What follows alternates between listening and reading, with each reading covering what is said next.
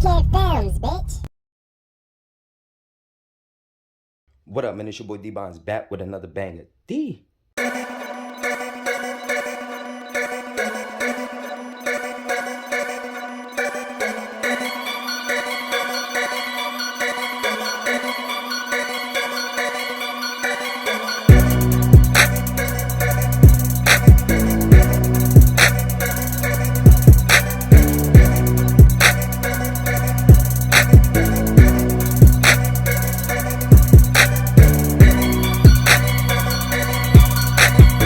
What up, man? It's your boy D-Bonds back with another banger, man.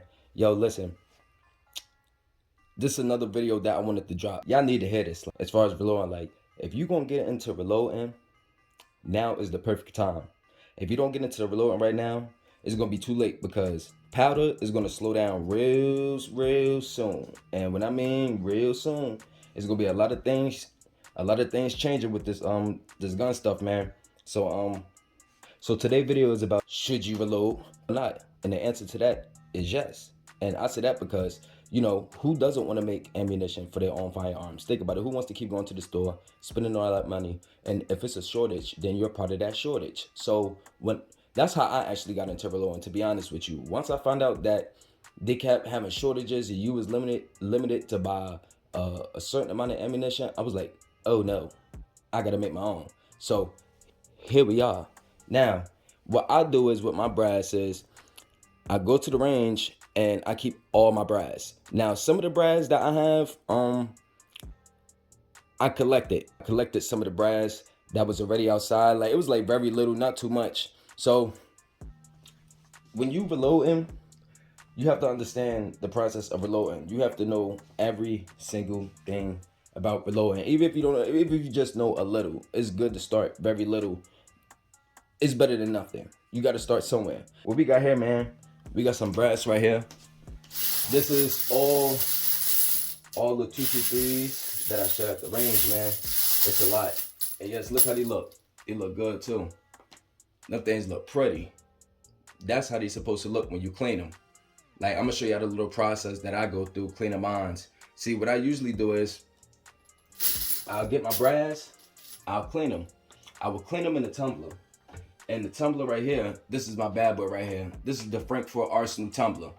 Now, I'm gonna show the picture up there, but this is the Frankford Arsenal brass tumbler. This is really good for cleaning brass. I mean, you can put hundreds of rounds in 9mm, 223s, 5.56, 7.62s. You can't go wrong with it, man. You got it for a good price, man. You can get something like this from like Amazon. That's why I got mine from Amazon. I got mine from Amazon, and that's where you get this from, Amazon. So if you want to get it to reloading and you're looking for a brass tumbler, get one of these. I highly recommend it. But then over here, we got some 9mm. Oh man, it's way more than this. I'm reloading some right now. I got them in a little bucket, but you see how they look? Nice and clean. Now, what I use with these are, I use Lemmy Shine and Dawn. Now, when you're using Lemmy Shine and Dawn, you can't use too much. You literally have to use like a little sprinkle, like a little sprinkle. Like, I mean, real little. Because if you don't, this is how your brass will come out looking. You don't want your brass coming out looking like that, colorful and stuff like that. And that's how it's gonna come out. I don't think it's no saving these though. I'm being honest with you. I don't think it's no saving these whatsoever. So I'm gonna just probably reload these with some little targets or something like that. Just shoot them out, whatever. And yeah, they're still good. They're still good to shoot and everything like that. They're just discolored, so it won't affect anything like that. So remember, don't use a lot of Lemmy Shine or Dawn. And over here, we got some 10mm. We got 10mm, 45. Oh, we got 10mm. We got 10mm, 45s, ACPs. I even got some nickel brass. You feel me? Joints nice, man. These joints came out very beautiful. They came out very beautiful.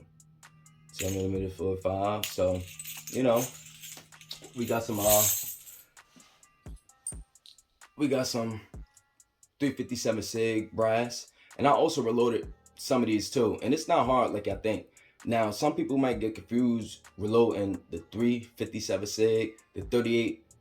It's a lot of confusion with that. So after this video, I'm gonna drop another video of me reloading the 357 SIG, a 40, 9mm, and things like that. So we get a more better understanding and get in more depth. Okay. And here we got some 380s, some 380 babies, small babies. You know, if you wanted to reload some 380s, you have to use a 95 grain. You cannot use a 124 grain. I mean, you can, but I wouldn't recommend that. I feel like that bullet is too heavy, because you gotta understand something. A 380 is a small. It's a small caliber. Not a small caliber, but you know, it's a 380. But putting a 120 grain, I mean 24 or 140 grain, no, I don't think that's gonna work. I feel like that's gonna be too much pressure, and I don't think that would be a good thing to do. So there you have that. And yeah, we got some 7.62s right here. Shout out to my boy 762 Mike.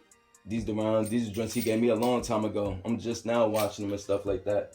All this stuff took me at least 5 hours, because I had to tumble each one like an hour or maybe a half an hour. But the ones that was real dirty, I let those tumble for like at least like almost 2 hours straight. I'll just go and change the water and then fill it back up and then do the same process over. So when you're reloading your brands, you're gonna have. So here's another thing.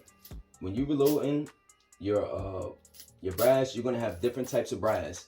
And oh my gosh, it's so much to explain to y'all. Like, I know y'all probably like, yo, what is he doing? He jumping from this to this, but it's so much, and I'm trying to stick on topic.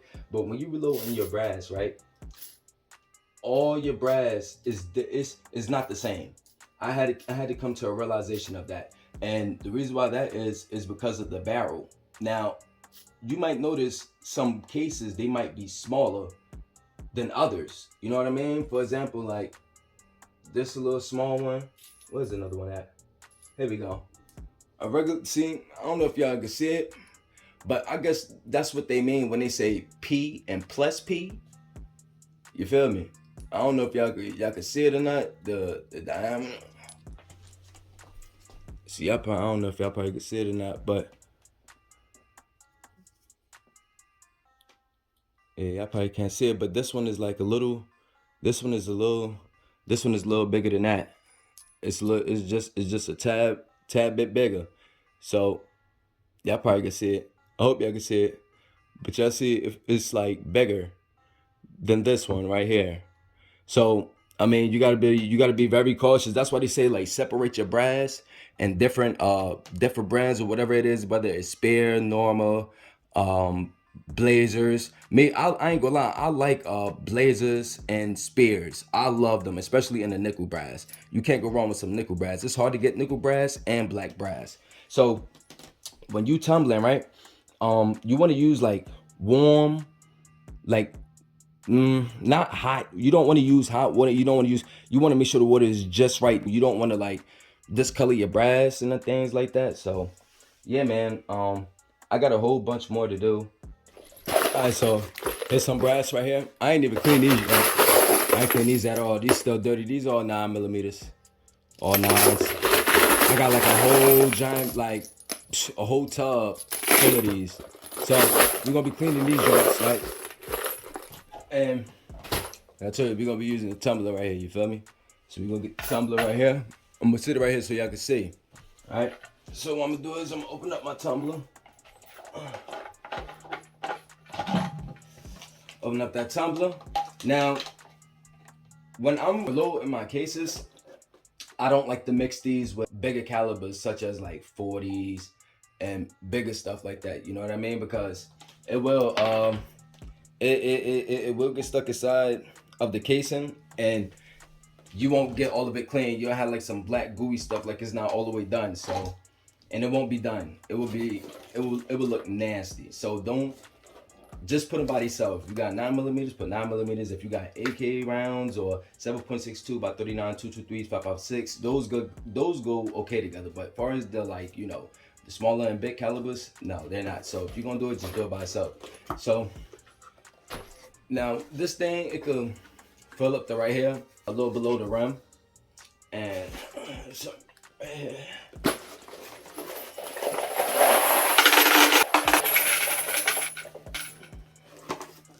Alright.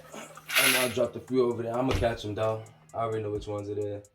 So I ain't tripping about it. So that's it. Nice ain't, like I said, it ain't too much up in it, but it's a little nice amount. You feel me? And the Let Me Shine. The Let Me Shine and what's the name? We're about to go in the bathroom so we can fill this joint up with some water. And I'm gonna show y'all the tumbler. Let's go up in here, put this thing on here real fast. Come on, man. Alright, here we go. Alright, y'all, let's head to the bathroom. Alright, y'all, be back. So look, we're gonna take this thing off and put this thing under some water.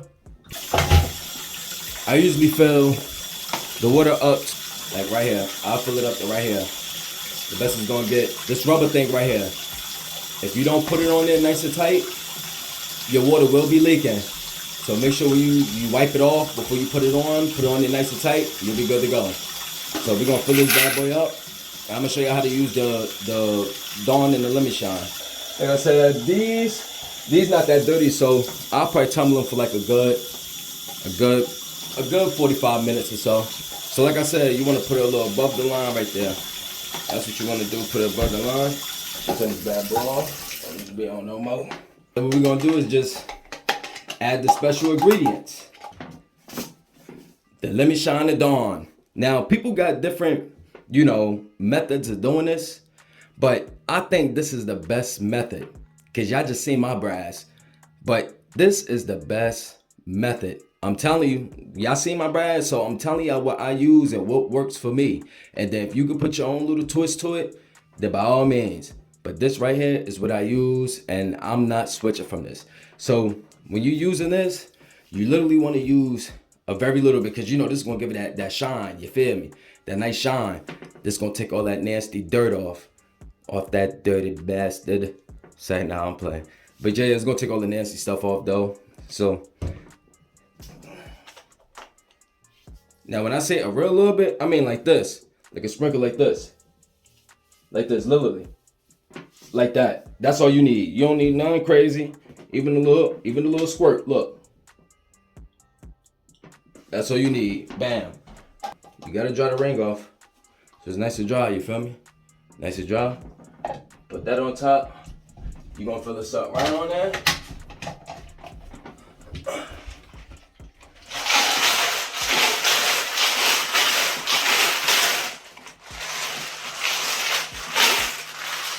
Alright, let's see. Make sure nothing coming out. So you know if anything coming out or not. Alright, it's ready to tumble. Alright, let's put on the tumbler. Alright, man, we got the Frankfurt Arsenal tumbler, man. This is the good boy right here, man. I'm telling you. They actually have a bigger version of this where you can actually set a timer on it, which is really, really sweet. And I'm going to invest in one of those. And when I do, I'm going to show y'all like, yo, y'all think I'm playing. Y'all know how I get down. Like I love it. Like excuse my expression, but I love this shit. You feel me? It's a difference. Like I always tell people, it's a difference between loving and liking something. When you like something, you just like it. You ain't gonna figure everything out about it. But when you love something, you gonna get down to the goddamn nitty gritty. You heard me? Put this bad boy on top of here. Boom. Hit that little one right there. See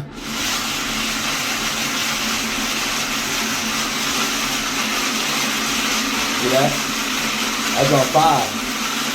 That's on 5, boy. I'm gonna give me another one. If y'all think about getting one of these, I'm telling you, it's definitely worth it. Word up. But I'm gonna get back to y'all when this joint get done. You feel me? Alright, y'all, we back. This thing been tumbling for at least like a good hour and some change. We're about to turn this bad boy off. Let's see how this bad boy look now. 1 second. Alright, so bam, here we go. Let's see how this baby look, man. I know this joint probably dirty. Dirty, dirty, dirty. Let's see.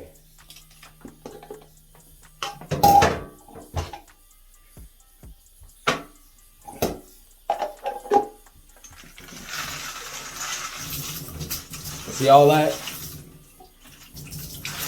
That was dirty. And that, you have to give them more than one wash. Instead of just like that, nice and clean, shiny. Let's want some water over this joint. There I go.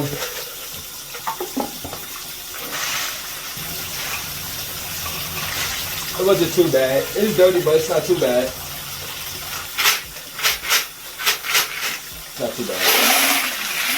Just rinsing them out until they nice.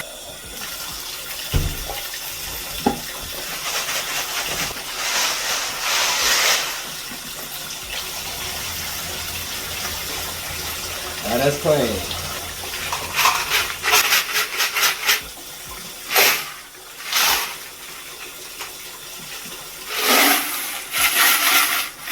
See that bad boy?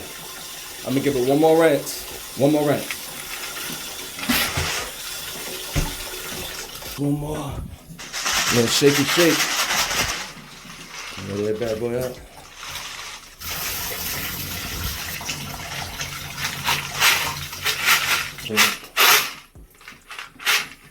The towel. See how these look. These look.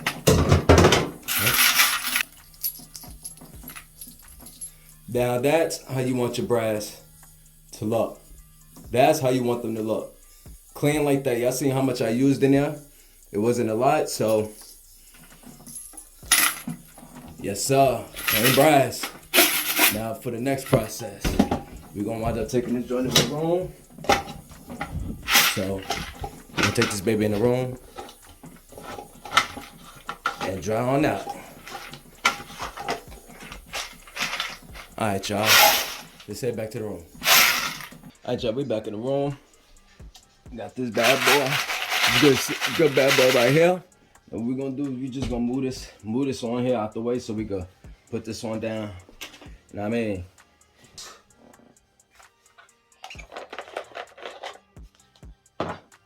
Now, you're gonna see it.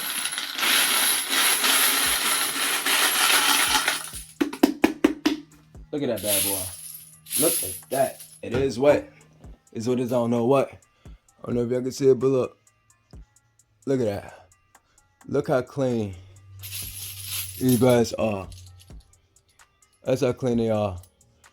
And that's what y'all gotta do to clean these things, man. You gotta make sure y'all doing it right. And take your time.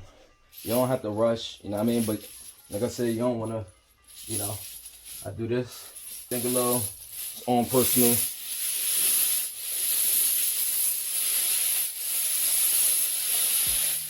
I mean, to help get some of that dirt out.